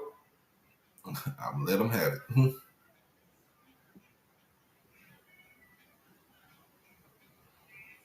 What about the 80s and the swag favorites and who need a little work? Right now, of course, 80 Robinson is one. Is tops hand down right now in the SWAC. Uh, 80 cable for Alabama State is a nice.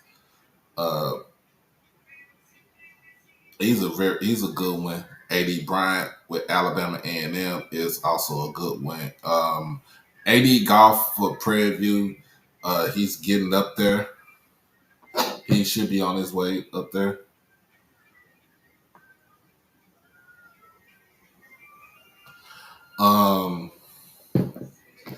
Hakeem McClellan with Valley. He's getting up there. It's going to take him a little bit of time. The ones that need help, Alcorn need all the help in the world. I'm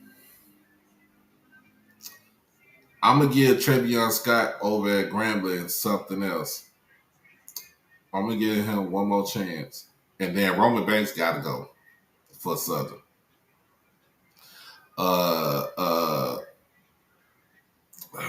Let's see.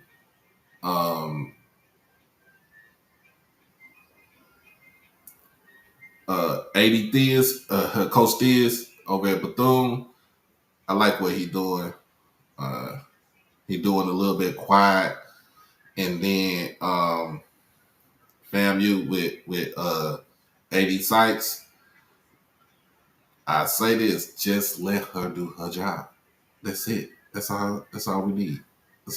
Let her do her job. All right. There's another question right here. Is Duncanville football team going to make some noise this season? Yeah, they're gonna make some noise. They're gonna make some noise. They got a majority of their team coming back. They got a majority of their team coming back. This is a good senior laden team.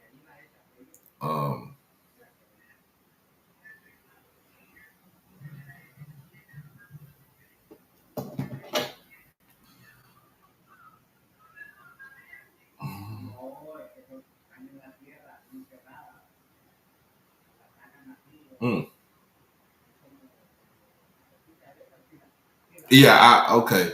I got you, Quay. I did watch that. I watched Dr. Cadell's show about the top ADs and stuff at HBCU sports.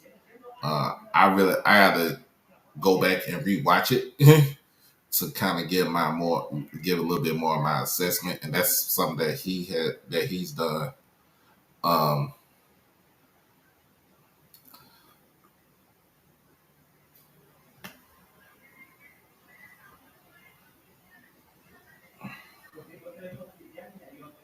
Yeah, I mean, I'm look, let her do a job.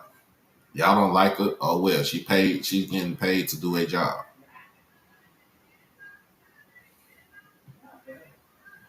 Yes, sir. Texas high school football is serious business. It is.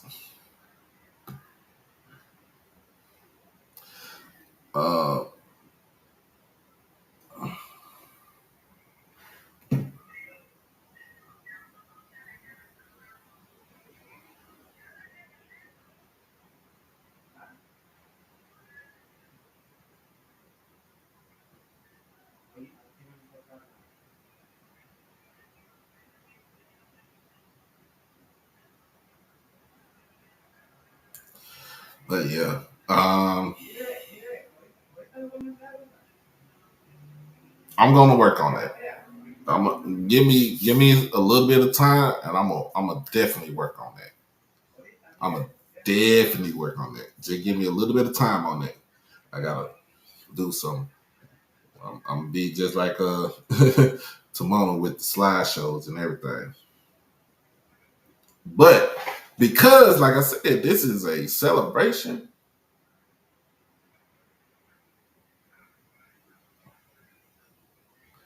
You may make it a jump to FBS. If we got the money, we can do it. Let's just stop sitting on our tail. Let's stop sitting on our hand and just do the damn thing. If it fails, hey, we can always come back to the SWAC.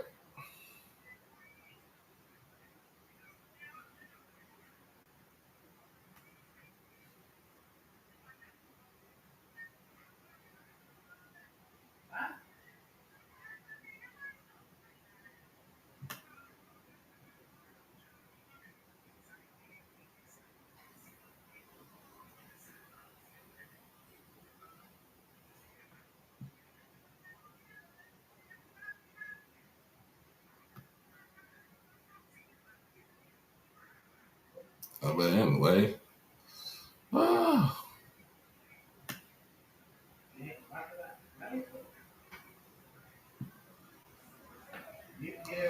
yeah, you know what? Like I said, this is a celebration for those that right now. Man, don't get me started by my damn Maverick, bro. Don't get me started by my Mavericks. Oh my God. It,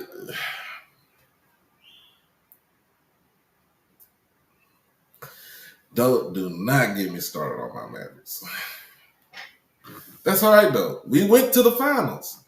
All right. We went to the finals. So also Mark Cuban doesn't have majority control of the team anymore.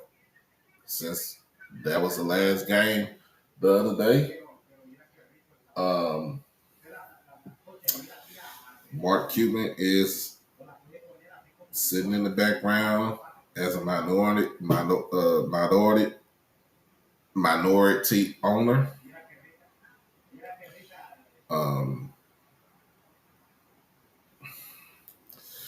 Man.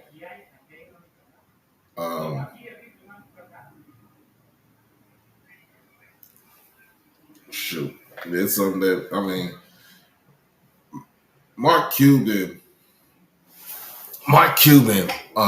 pretty much built that team, just built the whole franchise from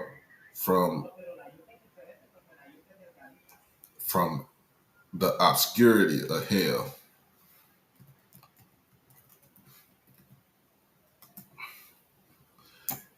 Like Mark Cuban did a lot. And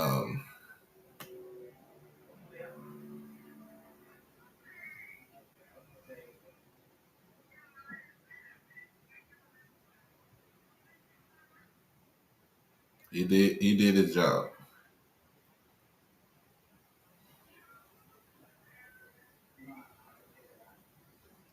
Anyway, man, let me put something on there.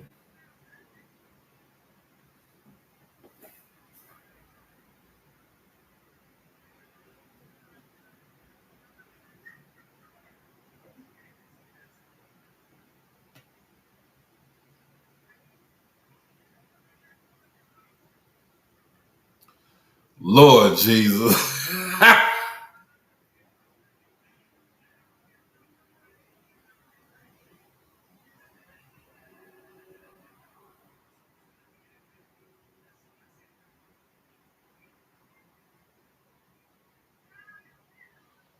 Lord Jesus, man. Let me get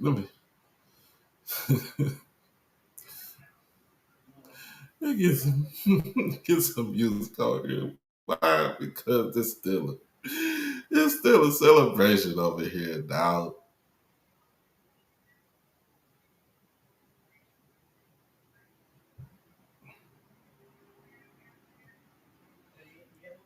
It's still a celebration. So yeah. It's a Texas celebration. I don't care what anybody say. Bam.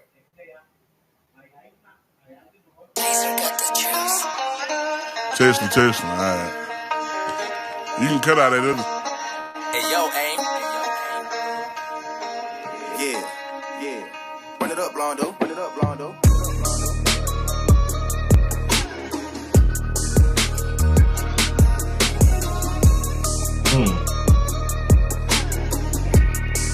Hey, see y'all from Texas, where we sit riding swangers and put diamonds in our necklace. Pour drink inside my lemonade till it look like a Pepsi. See, I come from the D where we got checks and we be flexing. If you ain't from my state, then you should know, don't mess with Texas.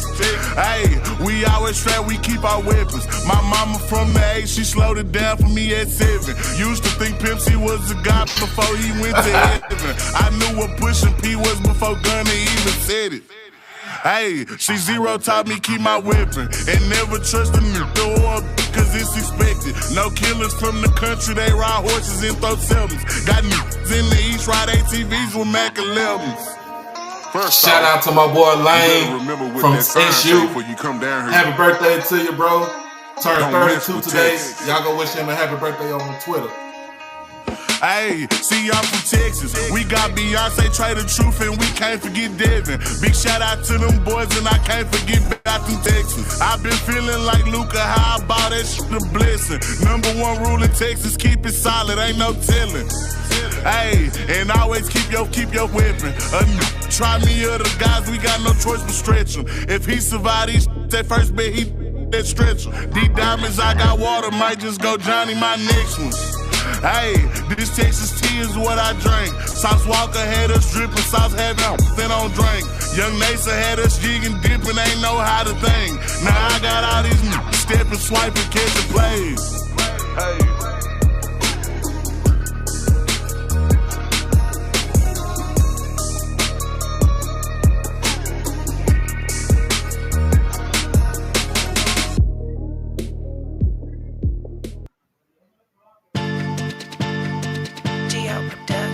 Loving you is cool, but getting money's the only thing that's on my mind.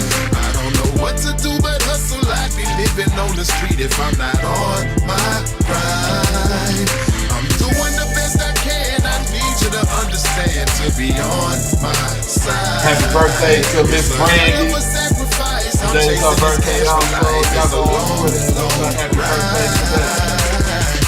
It's a long ride, a lot of lonely nights. Might be a lot of fuckers before I finally get it right. Shit, I hope I'm worth it, cause shit, you ain't perfect. All them Gucci and Louis purses, I hope you deserve it. Stay down, only weak bitches stay down. We can't afford to just walk away from this pay now. I'm shipping shit through Greyhound, taking out kind of chances. Could be locked up, but you rocked up, living in many mansions. Hog life, gotta get it if it's good.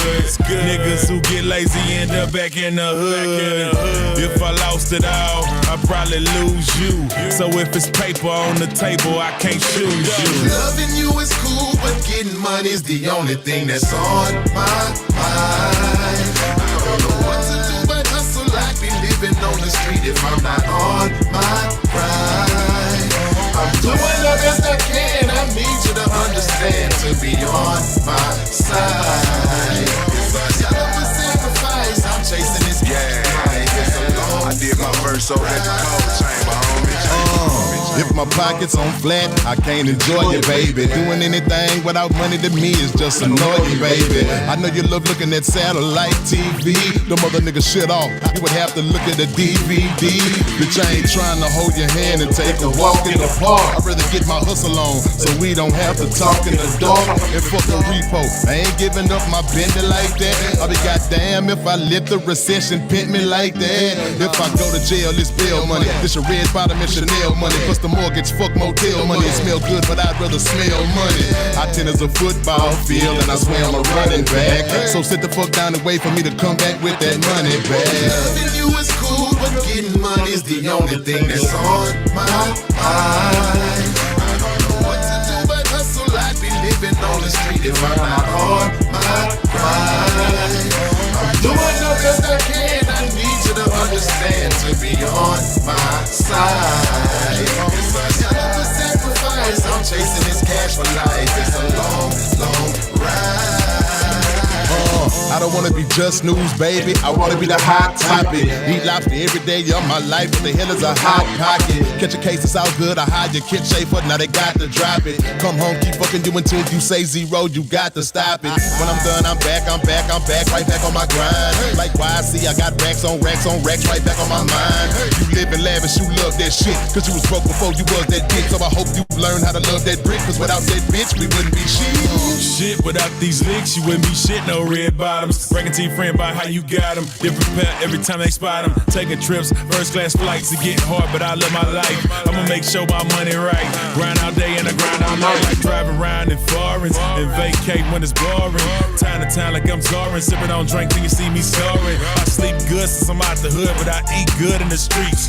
So I'ma go get this paper. I'll be back next week. Bye.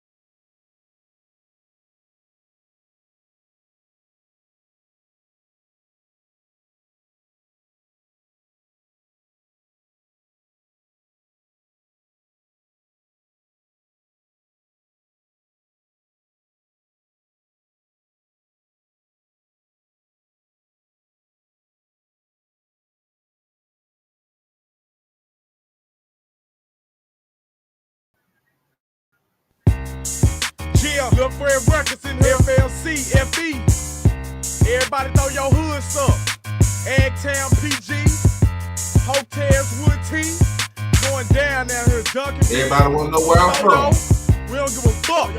Oak Cliff, throw your motherfucking hoods up in this bitch, nigga. Oak Cliff, that's my hood. Put it in his face, get that shit understood.